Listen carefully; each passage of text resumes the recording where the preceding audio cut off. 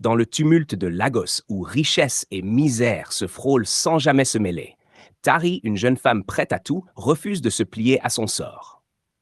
Femme de ménage dans une villa luxueuse, elle découvre un secret explosif et élabore un plan aussi ambitieux que dangereux pour s'élever. Mais chaque mensonge a un prix. Et Tari va vite comprendre que jouer avec le feu peut tout réduire en cendres. Trahison, pouvoir, manipulation. Jusqu'où ira-t-elle pour échapper à la pauvreté? L'argent peut-il vraiment tout acheter, même l'impunité? Les ombres de Lagos. Un récit de passion, de ruse et de survie où chaque choix est une bombe à retardement. Oserez-vous entrer dans son jeu? Le soleil se hisse lentement au-dessus de Lagos, peignant le ciel de teintes orangées. La ville s'anime dans un chaos parfaitement orchestré. Les klaxons des danfos résonnent, les vendeurs interpellent les passants, et un mélange de fumée, de friture et d'humidité imprègne l'air. Dans un quartier défavorisé, un petit appartement en béton abrite Tari, 19 ans, et sa famille. La pièce exiguë, remplie de matelas contre les murs, abrite encore le sommeil de ses frères et sœurs. Un ventilateur cassé peine à rafraîchir l'atmosphère suffocante. Déjà levée, sa mère, Folake, noue un pagne coloré autour de sa taille et prépare les fruits qu'elle vendra au marché. Son père, Babatunde, enfile son uniforme de gardien de sécurité, usé par le temps. Leur maigre salaire peine à nourrir leurs 3 enfants. Tari les observe en silence. Elle sent leurs espoirs peser sur elle. « Tari, ma fille, toi au moins, tu dois t'en sortir !» murmure Folake en caressant son visage. Tari détourne les yeux. Comment leur avouer qu'elle doute de pouvoir échapper à leur destin? À l'école publique, où 50 élèves s'entassent dans une salle délabrée, elle tente de suivre le cours. Le tableau noir est fissuré, l'enseignant semble à bout. Tari aime apprendre, mais elle sait que cette école ne lui offrira pas les opportunités dont elle rêve. Pendant la pause, elle discute avec son amie Amina. « Tari, tu crois que l'université, c'est pour nous? Si je suis assez intelligente, peut-être. Mais l'intelligence ne paie pas les frais d'inscription. » Un silence. Un regard échangé, lourd de résignation. Les rêves sont là, mais les portes restent closes.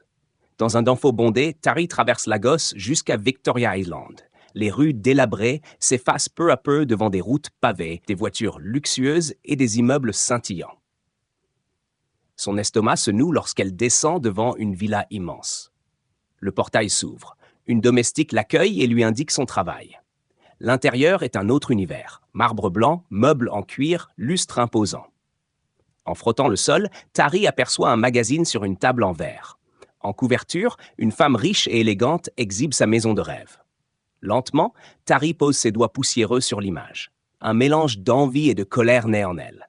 La richesse n'est plus un rêve lointain. Elle est là à portée de main. Mais comment l'atteindre? Quelques semaines ont passé depuis son premier jour à la villa. Tari s'y sent plus à l'aise, mais une frustration silencieuse grandit en elle. Chaque jour, elle observe Desmond et Ivana jouer leur rôle de couple parfait. Et pourtant, elle perçoit les fissures. Ivana passe son temps à organiser des événements mondains, ignorant son mari. Desmond, lui, flirte sans retenue avec chaque femme qui l'approche. Tari n'a pas encore capté son regard comme elle le voudrait. Mais elle sait être patiente. Un homme comme lui, il suffit de savoir où appuyer. Un soir, alors qu'elle nettoie la chambre d'amis, son regard se pose sur un bracelet en or abandonné sur la coiffeuse. Elle le prend entre ses doigts, son cœur s'accélère. Elle glisse le bijou à son poignet et s'admire dans le miroir. Il me va bien. Mais une voix intérieure l'arrête. Ce n'est pas à moi. Son expression se ferme. Elle repose le bracelet. Pour l'instant. Un matin, en passant devant la chambre de Desmond, elle s'arrête net. Une scène change tout. Un préservatif usagé traîne près du lit, négligemment jeté sur le sol. Il trompe Ivana ici chez eux, sans même essayer de cacher ses traces. Tari sent son cœur battre plus fort. Une idée dangereuse germe en elle. Elle sait que Desmond est infidèle. Elle sait qu'il est imprudent. Elle sait qu'il a de l'argent. Si j'avais son enfant, il serait obligé de me donner une part de sa fortune. Un frisson la parcourt. Est-elle prête à aller jusque-là? Un combat intérieur commence. C'est immoral, mais ma famille a besoin d'argent. Ce n'est pas un crime, c'est une opportunité. Elle ferme les yeux un instant, puis les rouvre avec une détermination nouvelle. Elle a pris sa décision. Tari sait qu'elle ne peut pas réussir seule. Dans un quartier discret, elle s'arrête devant une clinique délabrée. Une enseigne défraîchie indique Dr. Kofi, spécialiste en fertilité. Elle inspire profondément avant de pousser la porte. L'odeur du désinfectant mêlée à celle de l'humidité lui soulève le cœur. Derrière un bureau en désordre, un homme en blouse blanche la fixe à travers ses lunettes, son regard scrutateur. « Tu veux quoi, jeune fille ?» Sa voix est méfiante. « Je veux tomber enceinte. » Sa voix baisse d'un ton, sans que ce soit naturel. Dr. Kofi arque un sourcil, puis un sourire cynique s'étire sur ses lèvres. « Et qui est l'heureux élu ? Ce n'est pas votre problème. » Son ton est froid. Il rit doucement avant de se pencher vers elle. « Rien n'est gratuit dans ce monde, ma chère. » Tari sent un frisson d'inquiétude. « Combien ?» Le médecin s'approche, baisse la voix. « Pas d'argent, un service. » Elle fronce les sourcils. « Quel genre de service ?» En quittant le cabinet, Tari est troublée. Elle ignore encore ce que Kofi exigera d'elle, mais elle sait qu'il est sa seule chance. Le soir, en rentrant chez elle, son regard se pose sur sa mère, endormie d'épuisement sur un matelas trop fin. Son père rentre en silence, brisé par le travail. Sa petite sœur s'endort le ventre vide. Tari serre les poings. « Je vais leur offrir une meilleure vie. » Elle a choisi son destin. Tari s'aventure plus loin dans la villa de Desmond et Ivana, un monde qui semble irréel. Elle avance lentement, fascinée par les immenses baies vitrées inondant la pièce de lumière, le lustre en cristal suspendu comme une constellation, les tableaux d'art et le parquet ciré où son reflet tremble.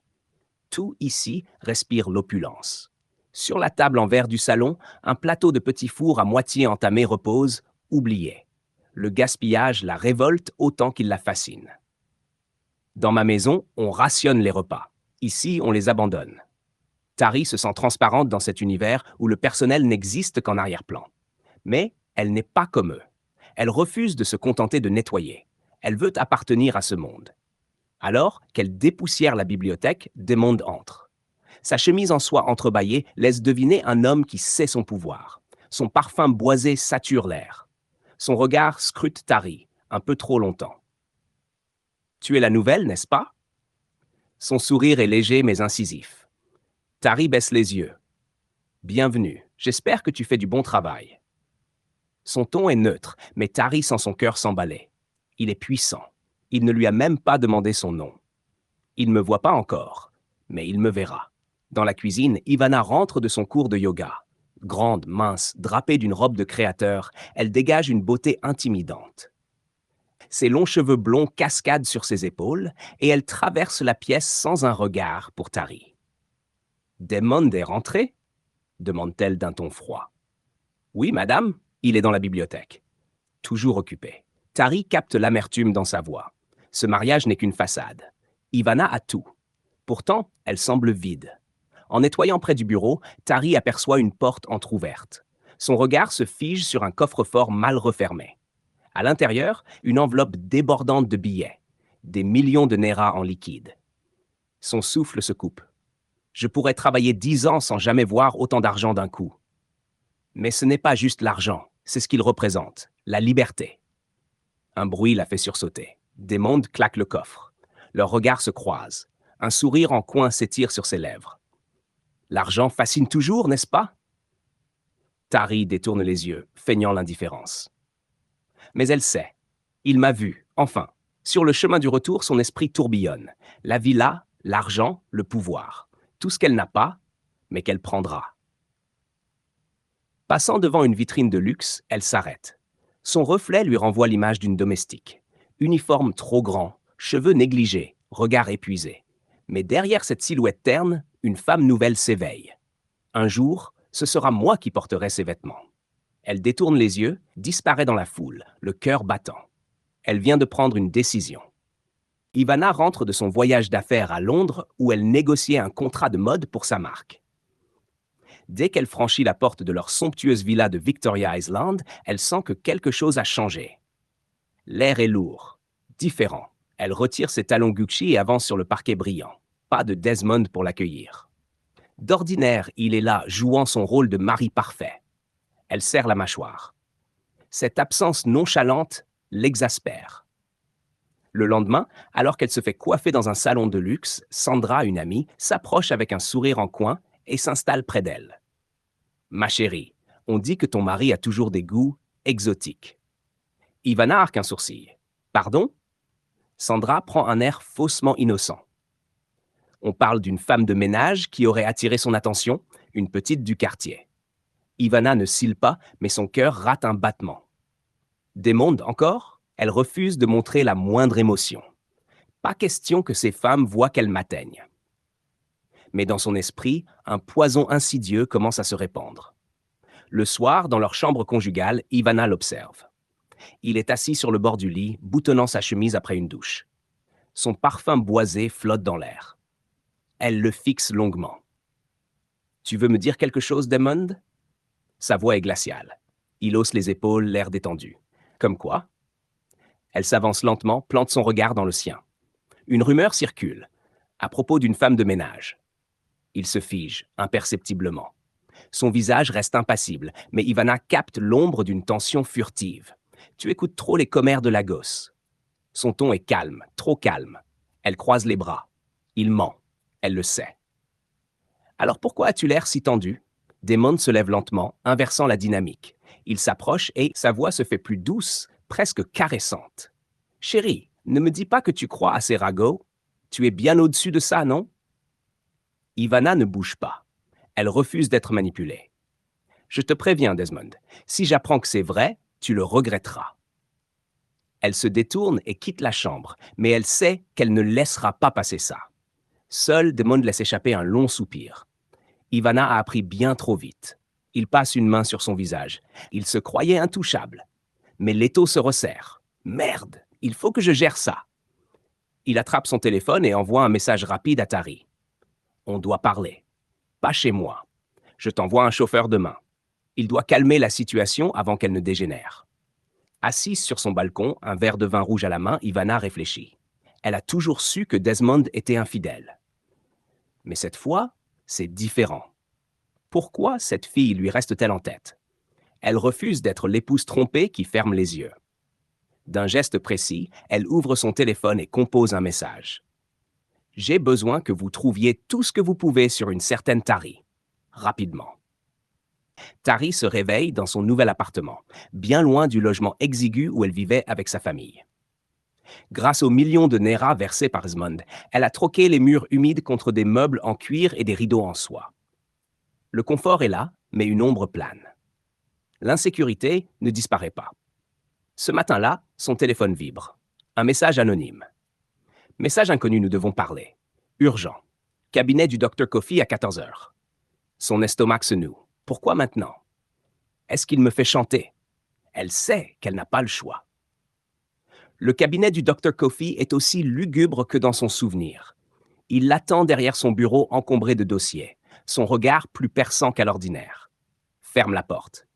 Sa voix est sèche. Tari obéit, la gorge serrée. Pourquoi ce rendez-vous? Son ton est tendu. Kofi fait glisser une enveloppe vers elle. Parce que j'ai une information qui va changer ta vie. Ses doigts tremblants ouvrent l'enveloppe. Un test ADN. Le sang de Tari se glace.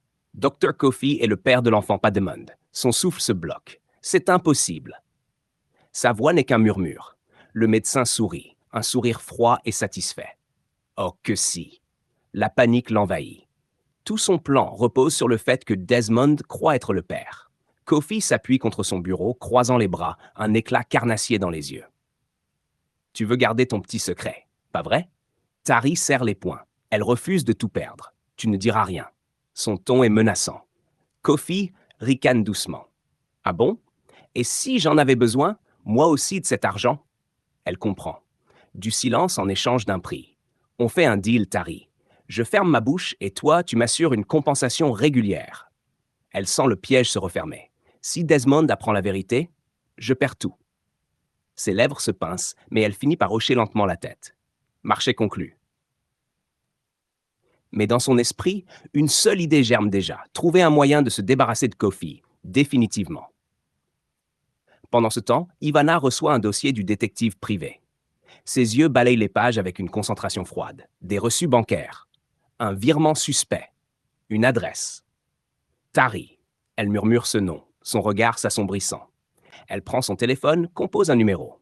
On se retrouve demain matin. Elle va la confronter.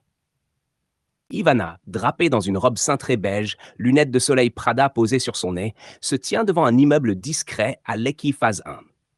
Ses doigts crispent la poignée de son sac Hermès. Son regard fixe l'adresse inscrite dans le dossier du détective privé. Alors, c'est ici que tu vis maintenant, Tari? Elle ne toque pas. Elle frappe fort. Après quelques secondes, la porte s'ouvre lentement. Tari apparaît en nuisette de soie, un gobelet de thé en main. Elle se fige en voyant Ivana devant elle. « Madame, Ivana ?» Un silence lourd s'installe. Alors c'est vrai, la voix d'Ivana est glaciale. Sans attendre d'invitation, elle pousse la porte et entre. Tari referme derrière elle, se reprenant aussitôt. « Vous êtes venu prendre un café ?» Un brin d'ironie dans sa voix. Ivana ne mord pas à l'hameçon. Elle balaie du regard l'appartement. Mobilier en cuir, tapis persan, champagne Moët sur la table. J'espère que tu apprécies la vie que mon mari t'offre. Tari garde le silence. Elle sait que chaque mot compte.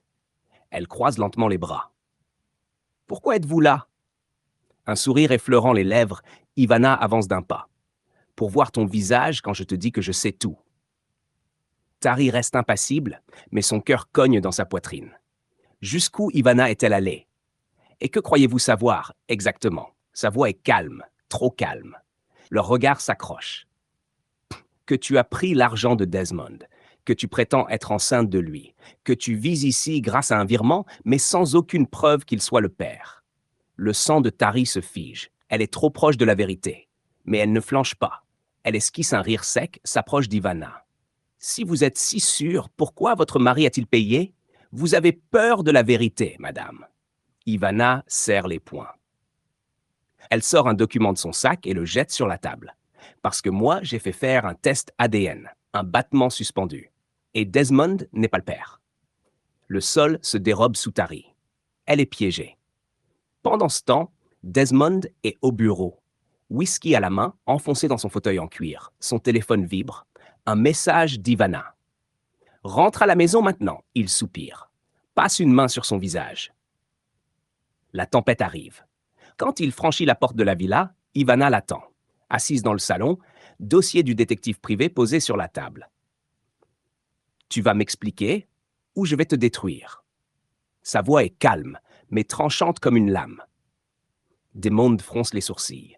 Il n'aime pas être menacé. « Tu veux une explication ?» Il hausse les épaules. « Je voulais juste assurer l'avenir de l'enfant. Je n'allais pas le laisser souffrir. » Ivana éclate d'un rire amer. « Quel enfant? Desmond ?» Il la fixe, son estomac se tordant d'un pressentiment. « Celui qui n'est même pas le tien. » Le verre lui échappe des mains, éclate au sol. « Quoi ?» Ivana le regarde implacable. Tari a menti. Un silence mortel s'installe. Desmond sent la rage monter en lui. Elle a osé?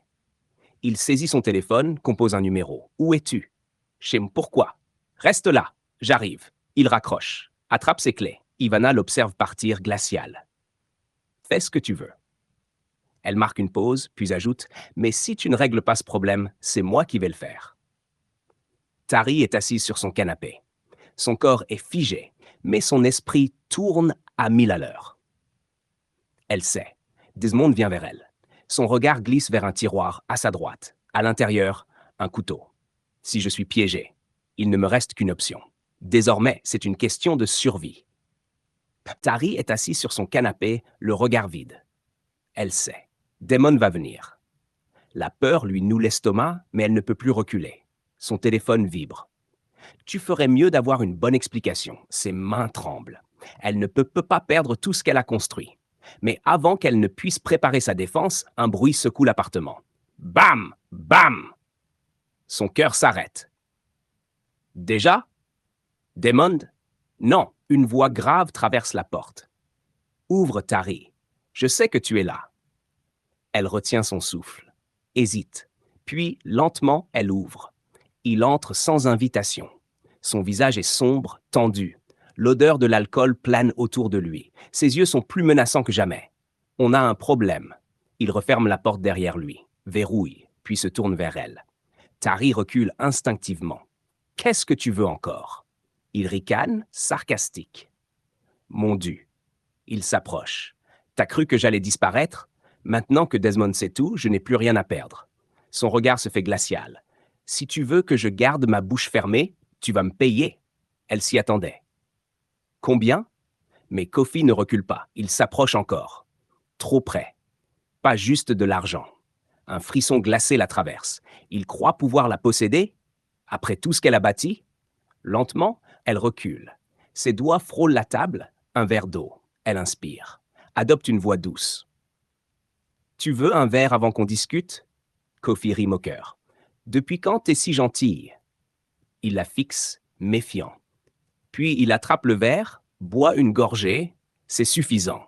Crash! D'un coup brutal, Tari fracasse la carafe en verre sur sa tête. Il titube. Sans réfléchir, elle saisit un couteau, le plaque contre sa gorge. Son souffle est saccadé. Ses mains tremblent. Tu crois que je vais me laisser faire? Kofi tente un mouvement, mais elle appuie plus fort. Tari réfléchit. Sa voix est faible. Elle serre les dents. J'ai déjà réfléchi. D'un geste net, elle plonge la lame dans son ventre. Il pousse un cri étranglé. Ses genoux cèdent. Le sang s'étale sur le carrelage immaculé. Tari recule, tremblante. Qu'est-ce que j'ai fait? Elle ne peut pas rester ici. Elle regarde autour d'elle, affolée. Son téléphone vibre. Desmond, je suis en bas. Ouvre-moi. Merde. Elle n'a plus le temps. Elle court vers la salle de bain, se lave les mains à toute vitesse. Change de chemise. Puis, d'un dernier effort, traîne le corps derrière le canapé. Inspire. Tari lisse sa robe et ouvre la porte. Tari inspire profondément et ouvre la porte. Desmond entre brusquement. Son visage est tendu, ravagé par la colère. Assieds-toi. Son ton est glacial. Elle reste immobile, masquant sa nervosité. Derrière le canapé, le corps de Dr. Kofi gît, baignant dans une mare de sang qui s'étale lentement. Elle ne peut pas laisser Desmond s'approcher trop près. Pourquoi tant d'agitation? Son ton est calme, maîtrisé, mais Desmond explose. Tu crois que tu peux me manipuler? Il jette un dossier sur la table. Test ADN, paternité exclue. Le regard de Tari brille une fraction de seconde. Elle saisit le document, le lit lentement. Puis, un sourire naît sur ses lèvres. Tu es sûr que c'est vrai, Desmond? Il la fixe, déconcerté. Tu oses encore mentir? Elle prend une posture détendue, mais son esprit calcule à toute vitesse. Si je l'énerve trop, il fouillera l'appartement. Il ne doit pas voir Kofi. Alors elle choisit d'attaquer autrement. Ivana t'a toujours manipulé. Elle soupire. Qui te dit qu'elle n'a pas trafiqué ce test? Tu sais à quel point elle veut me faire tomber. Il cligne des yeux. Il hésite. Sent une ouverture. Elle avance doucement, l'effleure du regard. Tu n'as jamais voulu croire que tu pouvais être père. Sa voix est un murmure, insinuant le doute. Tu veux vraiment laisser Ivana te voler cette chance? Il serre les poings. Il hoche la tête, perdu. Je ne sais plus en qui croire. Tari pose une main sur son bras. Alors crois-moi, un bruit sourd retient son souffle. Desmond fronce les sourcils. Il balaie la pièce du regard. C'était quoi ça? Son sang se glace. Elle rit, nerveusement. Juste un chat entré par la fenêtre, je crois. Il commence à marcher vers le salon. Merde! Merde! Merde! Elle doit l'arrêter. Elle fait la seule chose qui fonctionne. Elle saisit son visage et l'embrasse. Desmond se fige, puis il répond. Elle glisse ses doigts dans ses cheveux, presse son corps contre le sien, l'attire loin du cadavre. Tari. Sa voix est rauque, haletante. Tu sais que c'est dangereux. Elle murmure contre ses lèvres. Mais c'est excitant, non? Elle l'a détourné. Mais combien de temps avant qu'il ne revienne fouiller? 1 heure plus tard, Desmond part enfin. Tari se précipite derrière le canapé. Dr. Kofi est toujours là. Il respire, faiblement. Merde. Sa voix est un murmure mourant. Tu vas le regretter. Serre les dents. Attrape son téléphone. J'ai besoin d'un nettoyeur, maintenant. Elle ne laissera pas ce problème détruire sa nouvelle vie. Il est 3 heures du matin. Un véhicule sans plaque s'arrête devant l'immeuble de Tari. 2 hommes en noir en descendent, silencieux, efficaces. Ils montent jusqu'à son appartement. À l'intérieur, Dr. Kofi gît sur le sol, inconscient, à moitié en sang. Ses paupières tremblent, son souffle faiblit. Il ouvre les yeux une dernière fois avant qu'un des hommes ne l'attrape par les épaules. Le traîne hors de l'appartement. L'autre homme tend une enveloppe à Tari. Message problème réglé. Pas de traces. Tari hoche la tête, glaciale. Plus de menaces. Plus de coffee. Mais elle sait, ce genre d'action a un prix. Le lendemain, Desmond est assis dans son bureau, un whisky à la main. Les mots d'Ivana résonnent. Desmond n'est pas le père. Ai-je été manipulé comme un idiot? Son poing se serre. Il attrape son téléphone. Amène-moi Tari, maintenant. Tari entre dans le bureau, impassible. Desmond la fixe d'un regard glacé. Tu as menti. Sa voix est basse, contenue. Tari ne cille pas. Si j'avais dit la vérité, m'aurais-tu aidé? Il serre la mâchoire. Je t'ai donné des millions. Je t'ai protégé. Elle avance lentement vers lui.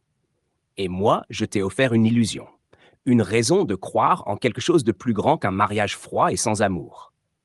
Son souffle se suspend. Tais-toi, Tari. Des mondes explosent. Mais Tari sourit. Tu peux me détruire, mais tu détruiras aussi ta réputation. Le silence la fixe. Le souffle court. Il comprend. Elle a gagné. Pendant ce temps, Ivana est assise dans un restaurant huppé, face à un avocat. Je veux le divorce. Une pause. Puis, mais je veux aussi qu'il paie et sera pas Desmond s'en tirer. Si je tombe, il tombe aussi. Tari marche sur la plage de Lagos, le vent dans ses cheveux. Elle a tout risqué. Elle a survécu. Mais à quel prix? Son message inconnu. Tu crois que c'est fini? Elle fronce les sourcils. Kofi? Son souffle se coupe. Elle se retourne lentement, le cœur battant. L'histoire de Tari est une descente aux enfers, nourrie par l'ambition, la manipulation et la soif de pouvoir. Mais au-delà de ce thriller psychologique se dessinent des leçons de vie essentielles. L'argent ne règle pas tout. Tari croyait que l'argent lui offrirait la liberté et le bonheur. Mais chaque billet gagné dans le mensonge l'a enfermé plus profondément encore. L'argent peut faciliter la vie, mais sans intégrité, il devient un poison. Recherchez la prospérité, mais pas à n'importe quel prix. Un succès construit sur du vent finit toujours par s'effondrer. Chaque choix a des conséquences. Tari pensait contrôler le jeu, mais chaque mensonge l'a enchaîné un peu plus. Elle a voulu manipuler Desmond, mais c'est elle qui s'est retrouvée piégée. Chaque décision entraîne une conséquence. Parfois, une petite tromperie aujourd'hui devient un gouffre demain. La patience vaut mieux que la ruse. Si Tari avait choisi le travail honnête, elle aurait peut-être réussi autrement. Mais elle a voulu aller trop vite et n'a récolté que le chaos. Le succès durable prend du temps. Les bases solides ne s'effondrent pas. Faites les bons choix, même quand c'est difficile. La trahison finit toujours par revenir. Tari a trahi Desmond. A trahi Ivana. Et chacun a payé le prix. Soyez quelqu'un de confiance. Les relations solides reposent sur l'honnêteté. Si vous jouez avec le feu, attendez-vous à brûler. Votre vie, votre choix. Cette histoire est une fiction, mais elle reflète des réalités bien trop courantes. Qui voulez-vous être? Construire lentement et sûrement ou briller trop vite et chuter violemment? La vraie richesse, c'est la paix intérieure, la liberté d'esprit et l'intégrité.